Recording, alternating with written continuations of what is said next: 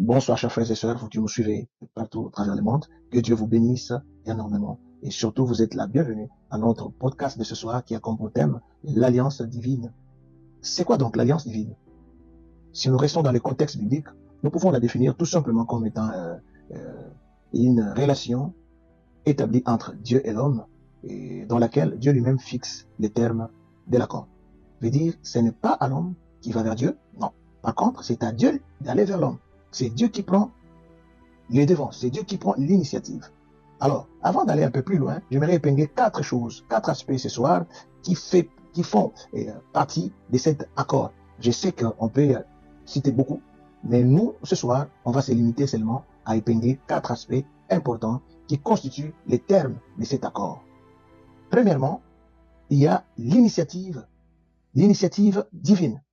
Pourquoi? Parce que chaque fois que Dieu fait l'alliance avec une personne, on voit cet aspect-là d'initiative divine.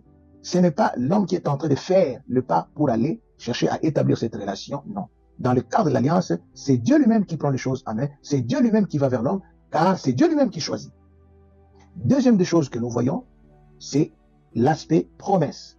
Une alliance divine a cet aspect-là de promesse. Du reste, chaque fois que Dieu le fait, il fait suivre toujours l'alliance avec une promesse. Même si nous parcourons la Bible, nous allons dans Genèse, par exemple, au chapitre 15, et nous voyons là, Dieu fait la promesse à Abraham d'une descendance nombreuse et la possession d'un pays que toutes les nations seront bénies par lui. Amen. Chaque fois que Dieu établit une alliance avec un homme, il fait également suivre cela, il fait également accompagner cela par une promesse. Troisième des choses, nous voyons dedans l'aspect fidélité. Une alliance divine a cette caractéristique de fidélité. Bien aimé, Dieu reste fidèle.